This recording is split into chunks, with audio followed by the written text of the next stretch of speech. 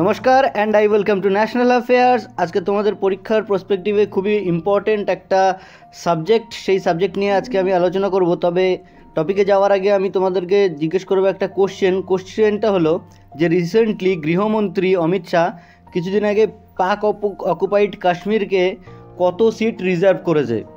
কোশ্চেনের অপশনগুলো দেখে এর অ্যান্সারটা করো কমেন্ট সেকশানে, এর উত্তরটা আমি দিয়ে দেবো ভিডিওর শেষে। Now Tracxn world startup funding ranking 2023 কিন্তু প্রকাশ করা হলো।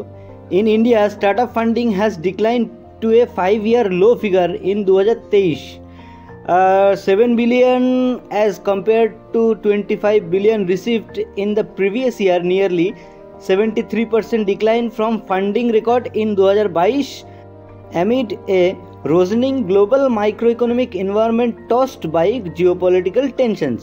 তার মানে এখানে বলতে চেয়েছে যে ইন্ডিয়ার যে স্টার্টআপ ফান্ডিং, এই স্টার্টআপ ফান্ডিংটা 73% কমে গেছে 2022-এ।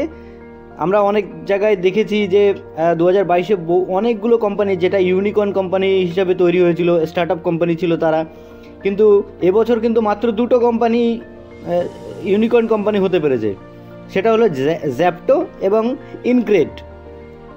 এবার আমরা যদি ওয়ার্ল্ডের কথা আলোচনা করি, তাহলে ওয়ার্ল্ডের কথা বলতে গেলে যে ইন্ডিয়া কিন্তু নাম্বার 4 পজিশনে চলে এসছে এবছর।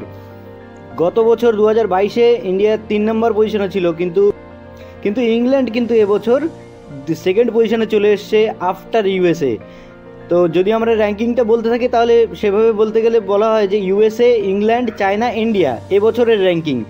গত বছর ছিল ইউএসএ, চায়না, ইন্ডিয়া, ঠিক আছে।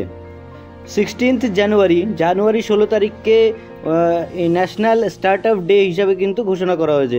এবং এবার আমরা চলে আসবো আমাদের কোশ্চেনটাতে। কোশ্চেনটা ছিল যে how many seats were reserved for PoK by home minister of India. এখানে option D is the correct answer. 24টা সিট পাকিস্তান অকুপাইড কাশ্মীরের জন্য রিজার্ভ করে রাখা হয়েছে। তো এই ছিল আমাদের আজকের টপিক। আশা করছি তোমাদের ইনফরমেটিভ লেগেছে। সামনে কোনো একটা ইম্পর্টেন্ট টপিক নিয়ে আমি আবার এসে হাজির হব। সো ততক্ষণ পর্যন্ত বাই।